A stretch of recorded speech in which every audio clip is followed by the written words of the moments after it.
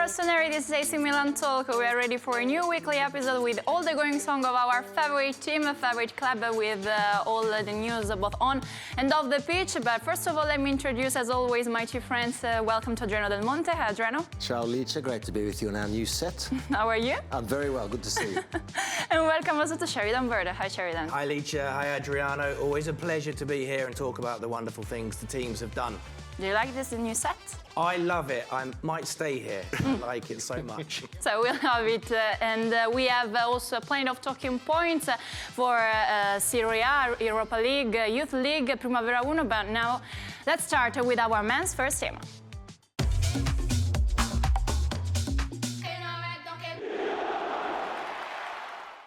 A bittersweet 1-1 draw for our Rossoneri, with Rafa Leao opening scoring with Sanner just after 3 minutes before Atalanta's replay with the penalty by Mainers at the end of the first half. But what about it, Adriano? Bittersweet, correct word, Licia. Interesting night. I was there, as I often am, Sheridan. A wonderful stadium to enjoy some top football. And look, it was Rafa Leao and that wonderful start that got the team off to a perfect start in what was a very important match. We know coming in Atalanta, we know the race for the top 4, potentially top 5 in Champions League positions, how crucial it is. So, look, I think on the flow of this match, Sheridan, a match which Milan had most control in for large parts of the match, I think to come away with just a point, I think the team deserved maximum points. I think it is a couple of drop points, a little disappointing on that front. You can see they're comfortably in third, but obviously Atalanta and Bologna, they're not too far behind. So in the end, positive display. Really loved Leao's top form on the night and that start. I can tell you atmosphere inside the stadium, as it very often is, very, very special when he found the back of the net. But in the end, yeah, bittersweet. I think Licha's right with that one. Yeah, I'm inclined to agree. I think that Milan were on the front foot. They probably deserved the victory, but football doesn't always work out like that. And let's extract the positivity from the game. And it was Rafa Leao scoring a dream goal. I mean, you were there, Adriano. You saw it in the flesh, but he just went through those 2 defenders and then whipped it in. Keeper had no chance. That's what we love about Rafa Leao. I say it every week that even when he wasn't scoring, he was making goals for others. So within these 4 walls, Casa Milan, there were no complaints about Rafa Leao, but when he does things like that, you remember him even more. You remember why we love him. We went through our favourite goals of Leao, was it last week in the program, and for me that's another one that goes right up there, not only because of the quality of the goal, but when Leao is playing in that form at that level, the energy that he brings out of the crowd is something else. Not too many players can do that in world football. Rafael Leao is right up there with the very best on the planet, and look, I encourage any Milan fan watching around the world, that's the sort of match and the sorts of players that you want to come here to San Siro and experience watching. It's a joy to watch, but of course in the end it is disappointing. Mainers gets the penalty, they get the point in the end, but look, plenty more football still to come. Our Rafa Leao once again protagonist on the pitch, and after the final whistle, our head coach Stefano Pioli wanted to share his post-match reactions with Milan TV cameras. Let's listen. C'è delusione anche da parte mia perché meritavamo la vittoria, perché credo che abbiamo messo sotto Atalanta in tutto e per tutto e purtroppo siamo riusciti solo a segnare un gol ed è un grande peccato, però non posso che essere stracontento della prestazione dei miei giocatori perché hanno messo in campo una prestazione continua. Abbiamo cominciato in un certo modo, l'abbiamo portato avanti sempre con grande attenzione, con grande qualità, con grande intensità, pur essendo la quinta partita in 15 giorni per tanti dei miei giocatori. Però dispiace perché queste sono partite da vincere, quando giochi così nettamente meglio l'avversario la devi portare a casa e noi purtroppo non siamo riusciti a finalizzare delle situazioni che potevamo sicuramente concludere meglio. Stefano Pioli talked about disappointment because they maybe would deserve the win against Atalanta, but also considering the many fixtures in this period in Europe and for Serie A campaign.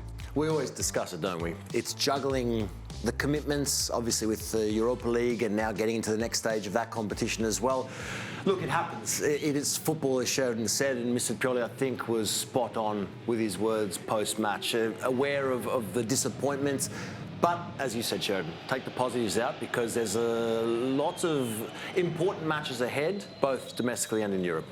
This is the time of year, Licha, when the matches come thick and fast, and they're nearly all important matches. So you're not going to win all of them. Some of them, you will probably leave the pitch feeling that you weren't, things didn't go your way, bittersweet, as you both said so correctly. But with this point, Milan were able to put a bit of space between themselves and Atalanta in the top four, or the race to finish in the top four. So move on, really. It wasn't a defeat. The return of Rafa Leao, the main positive, and just move on to the next match.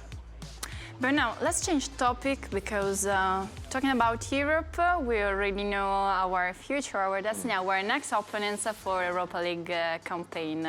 We're talking about Slavia Praga. What about the possible difficulties against them, even if it's still very early? Well, obviously, look, full respect to Slavia Prague, because a big club in the Czech Republic, and of course a very important club historically in Europe, and a team, Sheridan, of course, who played Roma in the group stage and actually topped a group with Roma. So they've already had a trip to Italy, and look, they must certainly be respected.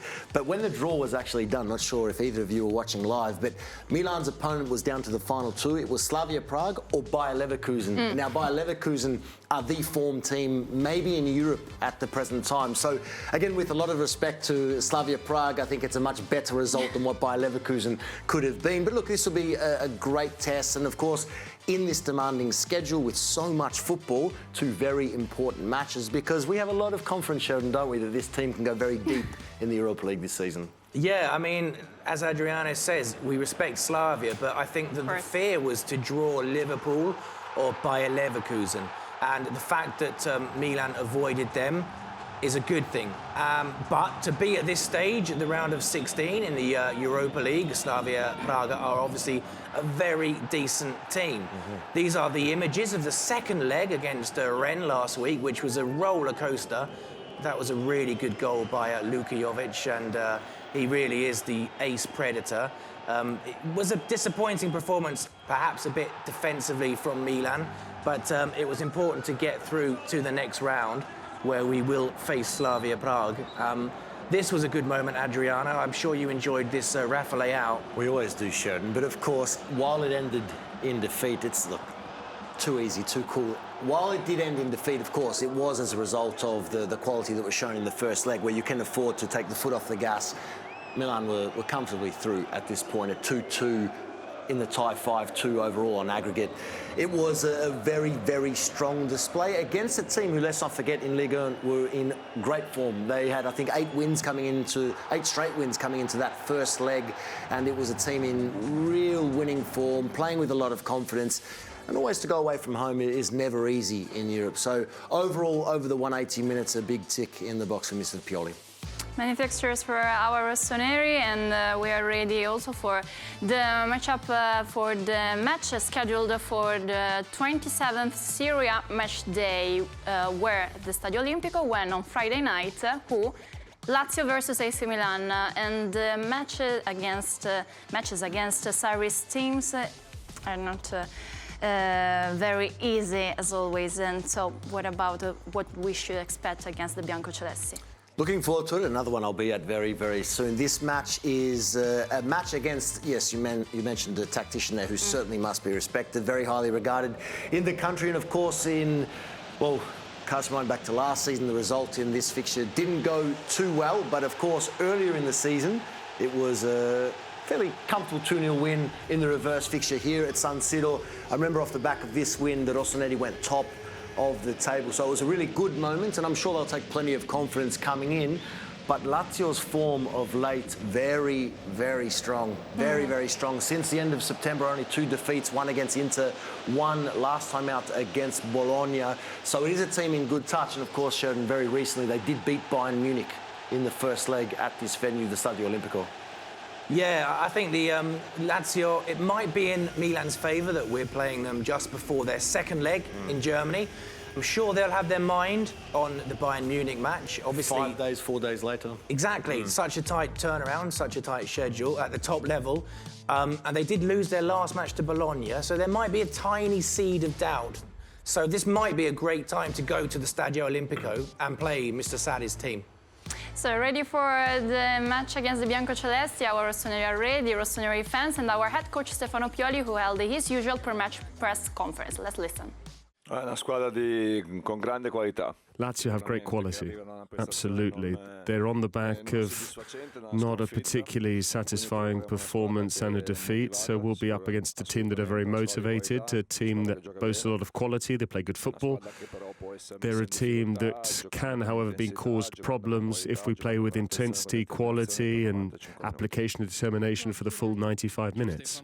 I think both teams want to try and take the game to the opposition with principles of play and characteristics which are different, yes. So when we have the ball, I think we have what it takes to get them running and above all to create space and to get into positions where we can have numbers up, and that could allow us to have some favourable situations. Against Lazio, you always have that issue when coming up against that three-man midfield that keep the ball very well. They've got quality. Luis Alberto is one of the players that has the most quality in the Lazio side. It's important to really duel well in that area of the pitch. That's all for our men's first team, but talking about our Rossoneri, they experienced another international break with their own national teams, and looking to the weekend, the matchup is the one of the semi-finals for Coppa Italia campaign against Roma, against the Giallorossi, and we will talk about it during the next episode of our AC Milan Talk. And now let's move on with our under-19s.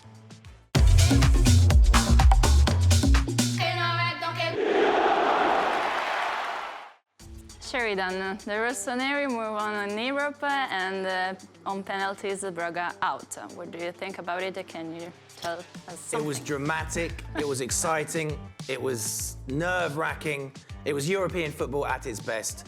Braga, pictured here in the light green kit, were a very good opponent, but watch this skill, Adriano. Watch these step-overs now. Watch this. The defender's going to the car park, he goes the other way, he crosses it, and it's a really good finish from Diego Sia. But the work by Filippo Pippo Scotti on the wing was absolutely glorious. A really good demonstration of how to bamboozle your marker, and that gave Milan the lead. I just think it's worth seeing again. And this is look at the defender, he doesn't know what to do. He's out of the game, and Diego Sia, far post, unmarked. However, it wasn't over. Of course, it wasn't all over, because they were a very good side. This was the goal to equalise. The marking a little bit lax, I think you'd say, Adriano, by Milan there. Certainly, but they did come again, didn't they? They did, and Kevin Zedoli scored a goal that was reminiscent of a certain Zlatan Ibrahimovic. We're just going to see the concession of the equaliser. As we get to it, of course, they did equalise here, but great reaction from the boys because, of course, missing a penalty early, getting that opening goal, and then taking a lead for a second time. Yeah, regaining the lead after a setback. There were some really good performances. One of my favourites, Giancarlo Simic, was brilliant. But the goal that gave Milan the lead towards the end was a spectacular kind of kung fu volley, which we're going to see now from Kevin Zedoli. Look out for this, guys. Makes it look very easy. Great wing play, and then there you go. Wonderful build-up. That was a very special goal, and it was Kevin Zedoli back in the youth team orbit after his spell with the first team. And we thought it was over, Licia. We thought Milan had done the business. We thought that thanks to this party piece from Super Kevin, we thought it was goodbye, not goodbye Vienna, goodbye Braga. But unfortunately, or rather due to their own ability, their own skill, they did manage to equalise. This is the 94th minute. I was just getting ready to switch off the microphone and go and have a cup of tea, but the match was not over because this was a really good headed goal by one of their substitutes, Furtado. He just slips in between the defenders, and again, the great finish. The defending maybe could have been a tad better.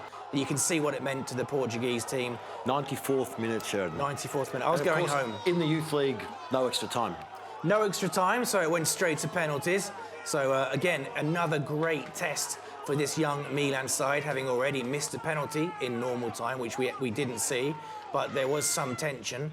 And this was the, in goal, it was Noah Ravayer, who made some fabulous saves.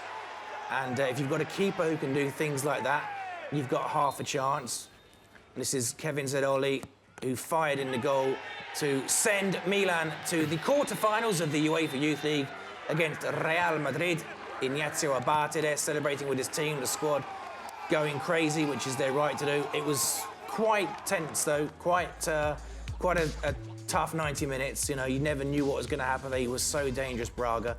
But Milan got it over the line, and I'm so proud of the Primavera. Licha, I feel like I should congratulate Sheridan. It's like he's the 12th player in the team. He hasn't stopped smiling since that result. So congratulations, Sheridan. Well done. Hey, thank you. Also, the brightness in your eyes when you are talking about under. So proud of these guys. But it was incredible, and again, we remember the success the team had last season in this competition. We hoped that they would go the distance yet again, and now you mentioned Real Madrid up next. Spicy.